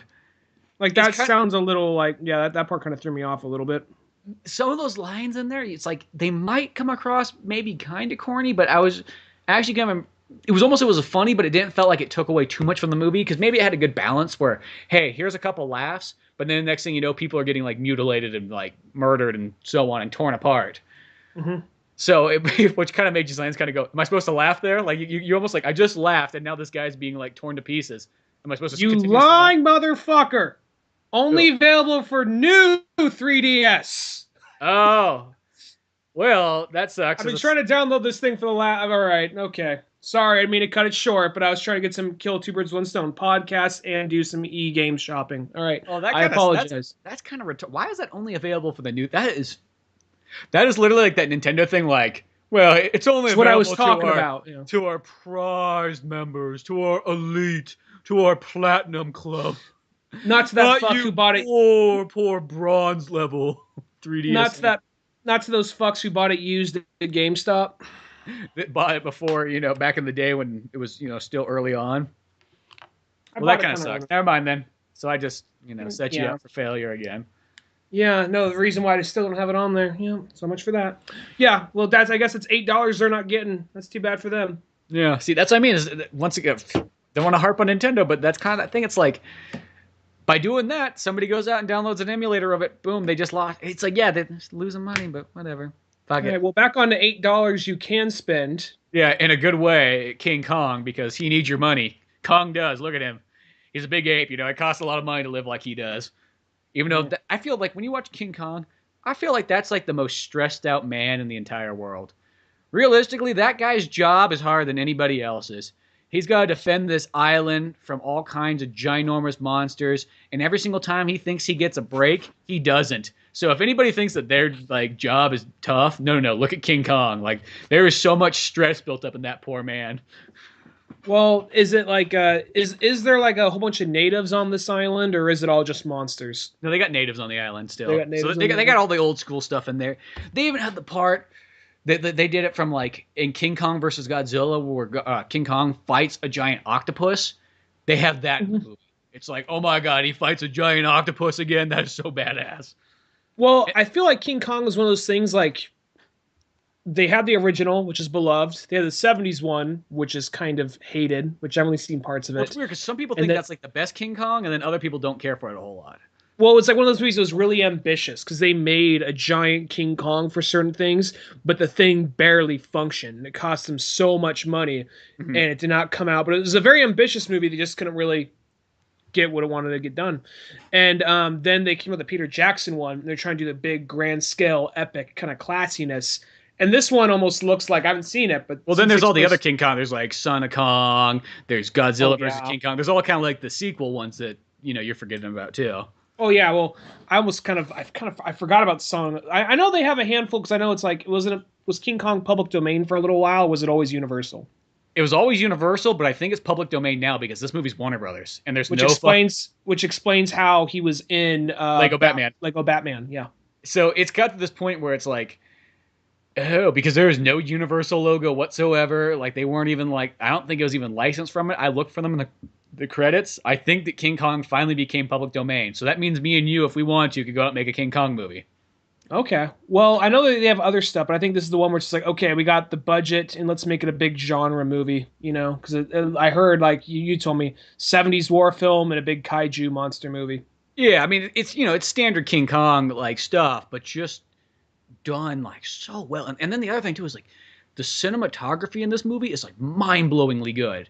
Like it's one of those movies that like, if award-winning movies, or if award shows would actually give out proper awards, this movie should have the cinematography one by far. I know there's way more movies coming out this year. Dude, like I haven't seen a movie shot this well in a long time. Like it's mind-blowingly good. And then yeah, as I said, the action's fucking badass. And the only thing that's kind of my only slight complaint, there's no T-Rex. You know what I mean? You kind of expect it. Well, you got like kind of like lizard snake things that breathe fire, right? Yeah, well, they don't breathe fire, but you got some. There is these like lizard monsters that come out of the ground. So I think that's tying it more into like the Godzilla thing. And they're cool. Don't get me wrong. I'm all down for like new things, but that's also like that's one of the things is like dinosaurs is one of those genres you just really do not get very many dinosaurs.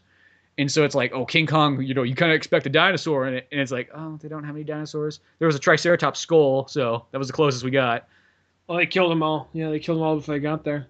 So yeah, well, it's kind of a bummer, but whatever. I mean, like that's a light complaint, but man, is this movie just so fucking badass though? A movie that you could check out and everybody can check out for, I guess, it depends if you have Netflix or not. You can check it out for free. But there's this one movie I saw a little bit ago called. I saw a trailer for it on Facebook. I was like, oh, that looks interesting. Is this a King Kong movie? No, it's entirely different genre. Oh, okay. But check there. I saw this movie called I Do Not Feel it. It's a very long name. I Don't Feel at Home in This World Anymore. And it sounds like a science fiction movie, but it's more of like a dark, dramatic comedy with a little bit of action. And it's kind of like it's almost like a setup for something like Falling Down or God Bless America. Something kind of like that. It's a little toned back, but they're kind of going a different direction. There's like this girl. She's the girl that played Beth in Detroit Rock City. Oh, awesome. She's in it, and Elijah Wood's in it. And basically, she's just this girl who's kind of like had her fill of people being an asshole. Her place gets broken into. The cops aren't doing anything, so she takes it upon herself to look for the person, not going to like kill anybody, but just one thing progresses by accident into another thing, It's just really dark, awesome, like comedy. Huh, that sounds interesting.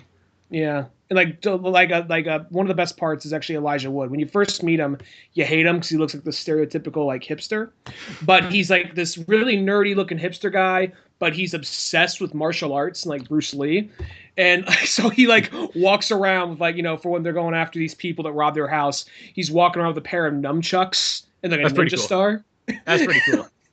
There's a part he's like goes from being like this guy I hated to being this like my favorite part of the movie pretty early on. And there's a part where they go in to somebody who stole some of her shit. He throws some ninja stars, but just stare at him blankly. They look around. He just throws it in the wall. And then like as they're leaving, he just stops, goes, pulls it out. He's having trouble pulling it out. Turns to him. That's how hard I threw it. It just walks out. Like, and the way they get in there is just like she goes to them because she's kind of like I just need some help getting past these guys. Like okay, he like whacks him in the side of the face like a morning star. That's pretty funny. Yeah. He's just So carrying. He's almost like a 10-year-old kid. Like when you kind of discover weapons and everything like that, and you like carry him everywhere, like it's your protection.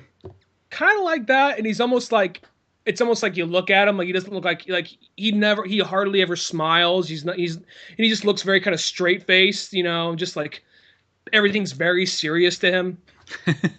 That's pretty funny. What's that Mm. movie called again? I do not feel at home in this world anymore. That's a long title. Yeah, it's a long title, but it's definitely it's a country song. I realized listening to the movie. Well, maybe it was a song made for the movie, but I'm pretty sure it's just some old country song because that's in the lyrics of the closing credits, and it's really good. It's really good. I could probably say more about it, but I feel like I'd be spoiling it. Just basically, this girl, her house gets robbed. She goes to find the people who did it, and just one thing escalates into another, and it's just really. And then there's this character you hate, just fucking loathe. You'll know him Mhm. when you see him, but when his time comes in the movie, so to say, it's like the most satisfying way possible. Awesome. Gotta like that. Well, it's kind of like in the King Kong movie. It's kind of like a spoiler, Hmm. but I feel it's going to get spoiled real fast anyways, just by out there. But it's like at the end, like you got to wait till after the credits. It has like such a badass way to end it because you kind of like, oh fuck, I know Godzilla's coming. Like they're going to talk about that. Like I know that's kind of going to be there. But then it's like, no, not only Godzilla, but fucking Rodan's going to come. Fucking Mothra's going to be there too, and King Ghidorah's going to be there. You're like, oh, what the fuck? All these things at once. This is too much. I I'm feel like, like I feel like King Kong's the prison bitch out of all of them. yeah, kind of is in a sense. Like, there's even a part too where in the movie he gets fucking like tied up in these chains and he's like, oh, he's like stuck in all this like wreckage that's there. Like, my life's so fucking stressful. Fucking Samuel Jackson hates me. And then he like breaks out and everything. He starts fucking spinning around this giant propeller and everything like that. Like all these problems that King Kong has to break out of. But it's like oh fuck, they're gonna go like the distance because I thought they were gonna slowly build up. Okay, we got King Kong, and then we'll have maybe the King Kong meets Godzilla movie. But it's like if they're gonna do like a kind of like Kong on Monster Island thing, that would be so badass. But then also I started thinking like since this movie's legendary and since it's Warner Brothers, they could even combine this all into Pacific Rim as well too. I know that's more futuristic, but they could find a way to time travel all this shit together. Or just it doesn't have to be the same thing. Like one of the monsters from Pacific Rim just kind of comes in for a minute, just to Yeah, or loosely they link it. or maybe they just have the robots in it because that's more what I was thinking is that you could have your fucking robot versus kaiju movie, but with like all these big legendary characters now. Well, since Avengers, so many different movie companies have been trying to build a universe, and the only one that has really lasted is Marvel.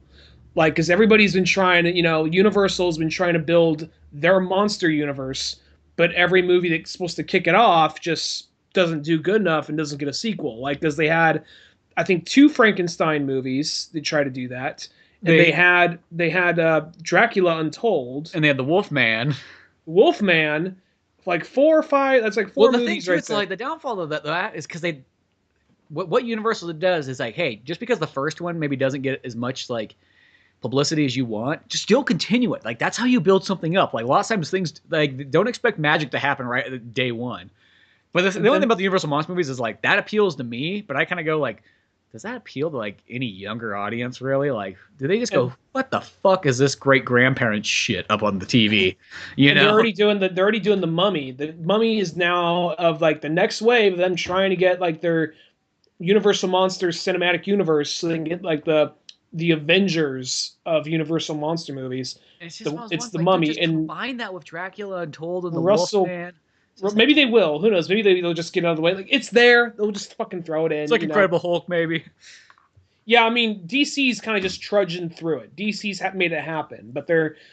I guess DC's the only one you can say other than Marvel that's made it happen. But DC's almost just kind of like just plowing through, just like one of them's gonna hit.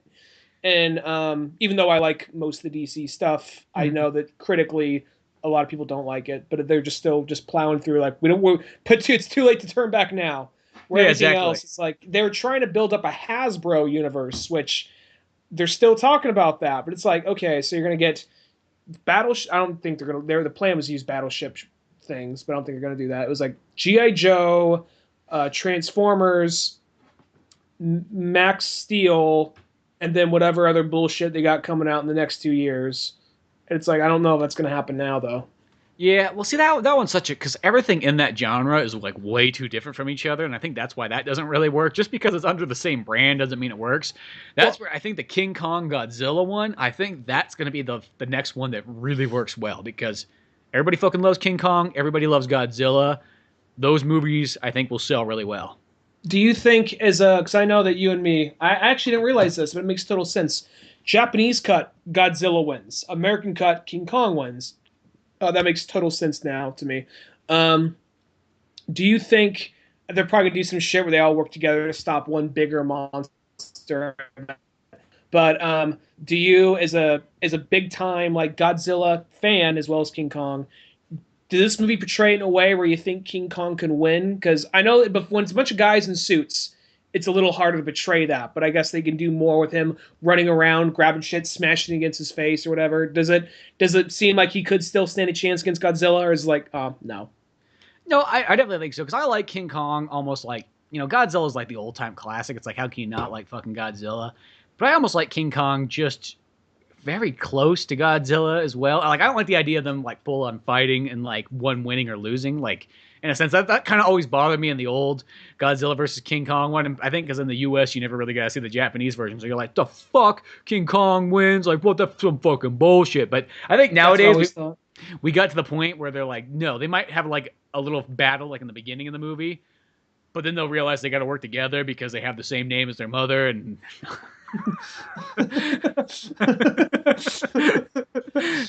So like I think it's one of those ones like they're gonna get that maybe there'll be like that initial battle to have probably like the first act of the movie, but then I think they're just gonna get it right off the bat like no there's other shit we gotta take care of because we finally got the audience to realize that no Godzilla, King Kong are the heroes, you know what I mean? Or is it like one of those things like Mothra comes in, like King Kong's about to get taken down by like something else, and all of a sudden Mothra comes in, then it's just like what it was is that King Kong grabs Mothra, fucking wraps like some like giant straps around it, and then he's got like on like a backpack like fucking Banjo Kazooie. Oh, I guarantee you that is like a thing. Like I was just totally just what if they just remade Batman v Superman? Just King Kong's just like go. Like whatever the fucking weird sounds Banjo Kazooie starts making, and then starts like running.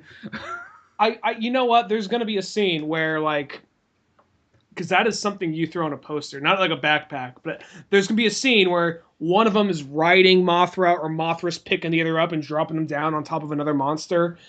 That's gonna happen at some point. It's kind of like, here's a fucking chimpanzee with two machine guns riding on a fucking horse. Here's Optimus Prime with a fucking sword riding a fucking robot dinosaur. Yeah, that's the shit they're gonna throw. Like don't like that's the shit they're gonna show in the stinger. Like it's the heavy metal covers. Like that. Well, I mean, like that's the shit they're gonna show. Like when you get to like they say they have the title and they have like the date, and then just like one more random cut of just like. Looks like they brought company. Wah! Just coming in like Mothra. Just says June or whatever. Yeah. No. That will be probably what they'll have. And then the thing is, if they want to fucking top it off even more, next thing you know, since it's Warner Brothers, they can fucking throw Batman in there. It's like, because you know what makes things sell even more? Fucking Batman. And Batman's got a bat mech going in. He's got a bat mech. And then because here's the thing. We always say that DC always like throws out little tidbits to build us up on it. Well, the last Batman Unlimited movie was Batman in a bat mech fighting kaijus. Yeah, they actually took a little bit of the Greg Capullo and Scott Snyder stuff for the newest Batman Unlimited thing. I guess they probably did because it was that movie is kind of around the same time. So yeah, it's like almost like they were sort of building it up. And yeah, that's what I thought was kind of cool. It's like that whole thing was like, Batman's got his bat mech because. They're creating all kinds of giant monsters. And, somebody made Croc like into a humongous, like, giant monster, obviously, to fight. They at some point just, like... I can just see, like... After, like, getting a big, giant smash fest with fucking Kong and, like or whoever, they both stop. The doors open to the Batmech. He just walks out, stares him down, and Kong's like... And then just has, like, this, like, flying shot, like he's gonna punch him in the face, though it's, like, just this man versus a giant. Like, I mean, like, literally, that's like the kind of stuff that you put that in a trailer. I don't give a fuck who you are. You're like, oh my fucking god, did you see the trailer where Batman literally is fucking throwing fists with King Kong? Well, what if they just bring down just like that happens? Like you see that part where he just jumps in like yeah, like fist throwing, and then it just like boom, dead. Oh, okay. I thought some. It's like when you see like there's the part in the Hero trailer when like they all shoot a bunch of fucking arrows. They're all coming at him like, and he's Uh, just standing there like, oh, he's gonna deflect him like a motherfucker, and then oh, he's dead. Or it's like I got a more random one for you. It's like fucking Rain of Fire. Like there's like in the trailer they showed the fucking dragon coming at Matthew McConaughey. Matthew McConaughey shirt off with an axe out, like like coming into the camera. In the movie, front chomp. Oh, he's dead. Okay, just advertising like moments before their death, basically. Exactly. It's kind of like you could sell it for the epic way, but no, I mean like that's really the one. If Warner Brothers wanted to make like the movie to end all movies, that's what you do. Is you have Godzilla meets King Kong meets Batman. Well, Warner Brothers is really just realizing, anything we're unsure about, we can just throw Batman in there. As I was like, Lego movie.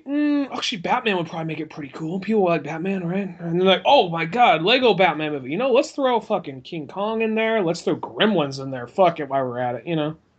Doctor Who What they monsters. just start throwing Batman like he just had like a cameo in anything Warner Brothers. Like it didn't matter what the fuck it was. Like you could be seeing a romantic comedy, and at some point Batman was bound to appear in there. It was like in the contract. Everything at Warner Brothers had to have at least one Batman reference. He's just doing that thing. It'd just be a romantic comedy, and like they're in a restaurant, and then like you see Batman just like zip lining in the background just for a second, up to the top of the building. And nobody even notices it, doesn't even mention it. It just kind of happens. Like to that point where you look over to like your buddy and you're like, dude, did Batman just fucking zip line up?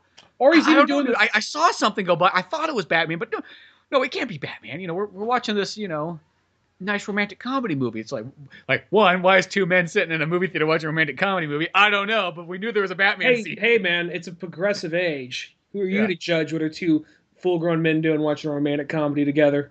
They're looking for the Batman reference. That's what they're doing. Yeah, that's what they're doing. They just go see a Warner Brothers movie, hoping to see a Batman reference. Or he's doing like the 1966 movie thing where he's just like walking with the rope like up the side of the building.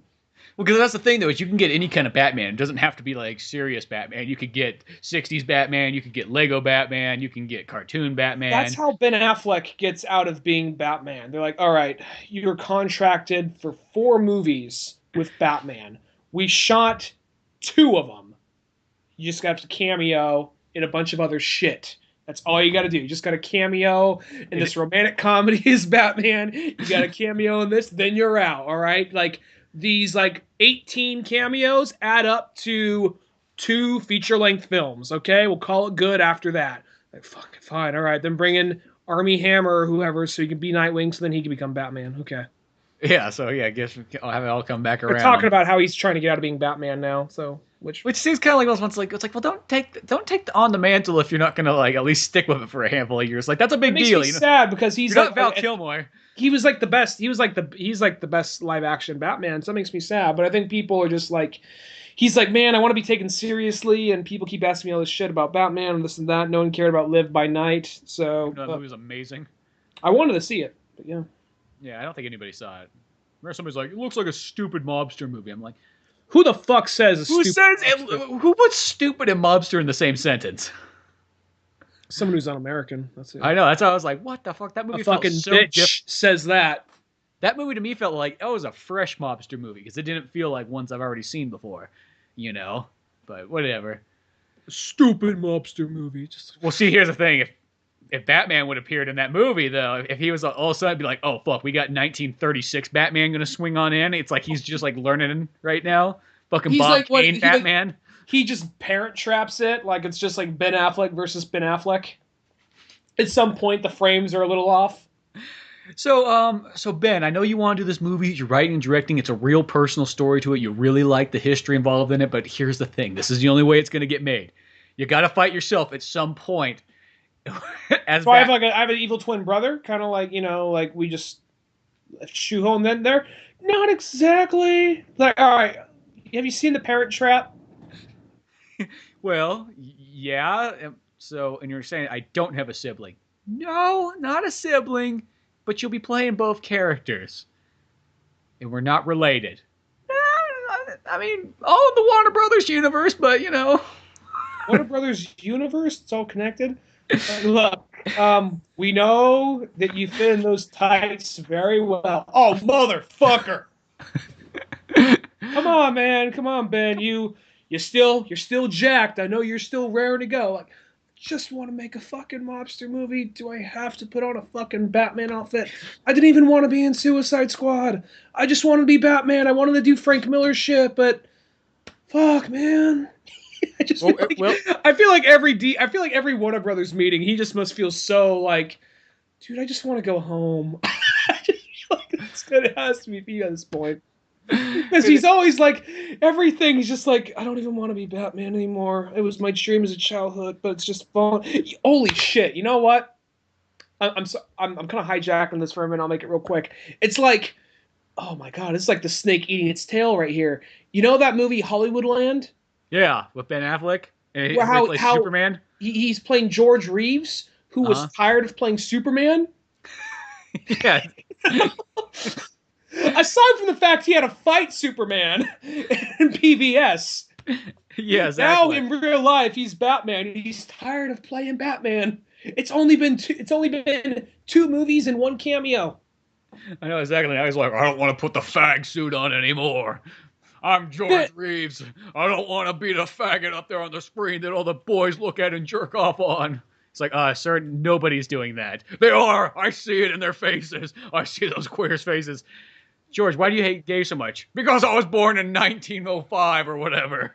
Was he really homophobic, or you just assuming? Well, I just remember like he used to describe that the Superman suit as like the gay outfit all the time. Oh, really? Oh, yeah, he used to just think it's like, oh, I'm putting the fag suit on or something like that. It's kind of sad when you hear that. You're like, especially like you're like once like, dude, you're original Superman. You're like Superman before anybody else decided to put that on.